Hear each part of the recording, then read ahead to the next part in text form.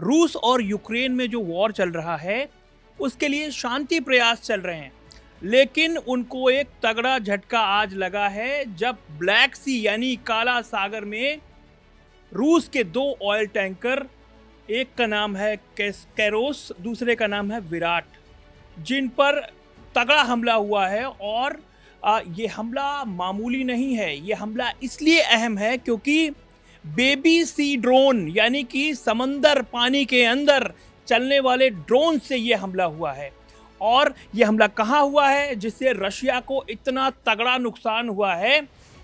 बताया ये जा रहा है कि रशिया जो है अपना तेल, अपने जो ऑयल टैंकर्स हैं उन पर दूसरे मुल्कों के झंडे लगाकर तमाम देशों तक पहुंचाता था ताकि उस पर कोई अटैक काला सागर में हो, क्योंकि काला सागर ही एक रास्ता है जहां से क्रीमिया और वाया रशिया होते हुए, तुर्की होते हुए दूसरे यूरोप तक रूस का तेल पहुंचता था।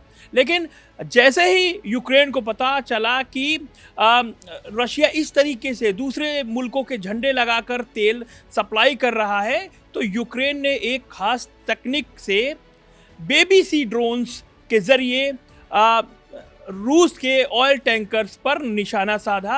और अब मैं आपको बताने जा रहा हूं कि काला सागर कहां पर है और कहां पर, किस जगह पर रशिया के ऑयल टैंकर निशाना बनाए गए। ये जो रशिया के ऑयल टैंकर हैं, ये जो जल रहे हैं, ये काला सागर में जल रहे हैं, रशिया का ऑयल टैंकर, जहां पर ये निशाना लगाया गया है। दूसरी तस्वीर मैं आपको दिखाता हूं। बहुत ही खास तस्वीर इसलिए है क्योंकि ये मैप समझना बहुत ज़रूरी है आपके लिए।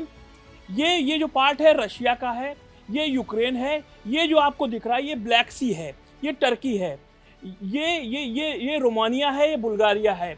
अब ये जो मैप आपको दिख रहा है ये क्रीमिया है, ये है आपका खैरसॉन, और ये तमाम वो इलाके हैं जो यूक्रेन के बताए जाते थे और यूक्रेन के थे, लेकिन रशिया ने इन पर कब्जा कर लिया है। और क्रीमिया भी रशिया ने कब्जा कर लिया है। और जो ये कहते हैं कि समुद्री सीमा होती है, समुद्री सीमा रशिया की ये समुद्री सीमा थी। लेकिन अब रशिया ने जब खैरसॉन और तमाम जो इलाके हैं क्रीमिया, इन पर कब्जा कर लिया है, तो रशिया की जो सीमा है, समुद्री सीमा, वो यहाँ तक पहुँच गई है।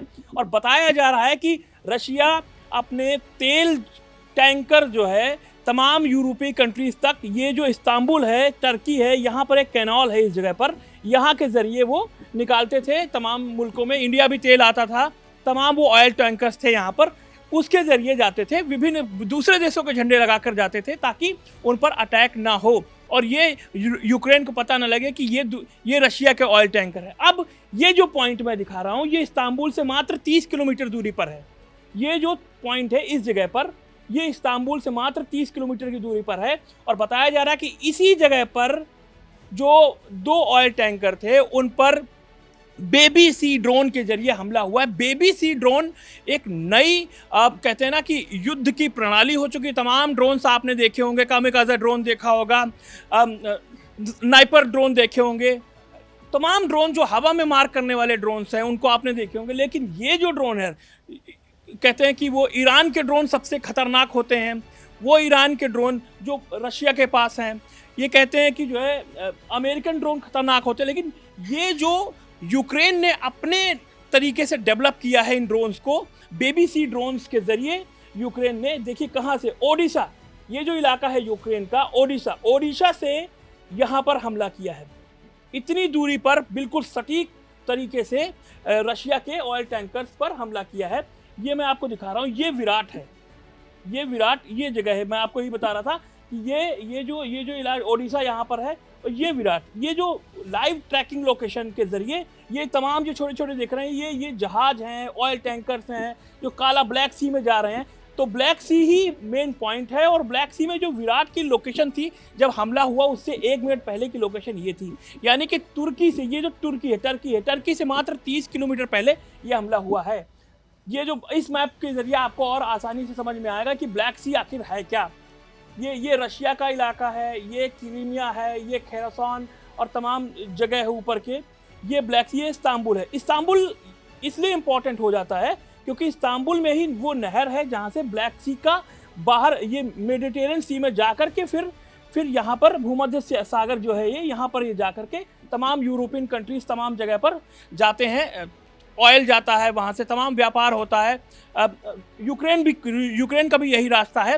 तो ये वो जगह है ब्लैक सी की जहाँ पर इतना तगड़ा हमला किया है। यानी कि जो रशिया अपना तेल, कहते हैं ना कि रशिया से ऑयल और गैस जो सीधा यूरोप को नहीं जा रही है, वो विभिन्न देशों तक, जैसे पहले इंडिया आती है, तमाम अफ्रीकन कंट्रीज जाती है, उसके बाद वो यूरोपियन कंट्रीज खरीदते हैं, क्योंकि रशियन तेल बहुत आसानी से वहाँ मिल जाता है, सस्ता मिलता है।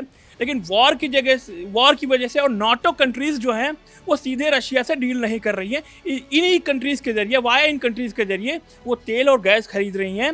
अब जो कहते हैं ना कि जो विभिन्न देशों के झंडे लगा करके ये तेल मंगाया जा रहा था, ले जाया जा रहा था, अब यूक्रेन ने गुप्त सूत्रों के ज़रिए, खुफिया जानकारी के ज़रिए इन ऑयल टैंकर पर सीधा अटैक किया है। पुतिन क्या जवाब देंगे, ये बहुत इम्पॉर्टेंट है, क्योंकि पुतिन बहुत भड़के हुए हैं और बताया जा रहा है कि कीव पर कोई बड़ा हमला हो सकता है। जिस तरीके से जेलेंस्की और ट्रंप लगातार ये कह रहे हैं कि एक टेबल पर बैठ जाइए और शांति से मामला समाधान करिए और युद्ध ख़त्म करिए, तमाम पहल हो रही हैं। पीस समिट आयोजन करने की बात हो रही है, यूरोप में एक बड़ा समिट होने की बात कही जा रही है, उसमें पुतिन को भी बुलाया जा सकता है। कहा जा रहा है कि वॉर ख़त्म होने की तरफ एक रास्ता जब आगे बढ़ता है तो कोई ना कोई ड्रोन अटैक हो जाता है। कभी क्रेमलिन पर ड्रोन अटैक हो जाता है, कभी लुहांस्क, डोनेट्स्क और ज़ेपोरिज़िया, ये जो इलाका है लुहांस्क, डोनेट्स्क, ज़ेपोरिज़िया के इलाके में कभी अटैक हो जाता है। क्रीमिया तो ऑलरेडी रशिया के अंडर में है। या ब्लैक सी वो जगह बन चुकी है जहाँ से व्यापार करना, चाहे यूक्रेन का हो चाहे रशिया का हो, दोनों के लिए बहुत मुसीबत बनता जा रहा है। आपको ये वीडियो के ज़रिए समझ में आया कि ब्लैक सी कहाँ पर है, कहाँ पर ऑयल टैंकर के ज़रिए हमला हुआ है, तो हमें कमेंट बॉक्स पर बता सकते हैं। आप कोई राय देना चाहें तो न्यूज़ इंडिया पर कमेंट सेक्शन में जाकर हमें बता सकते हैं। नमस्ते।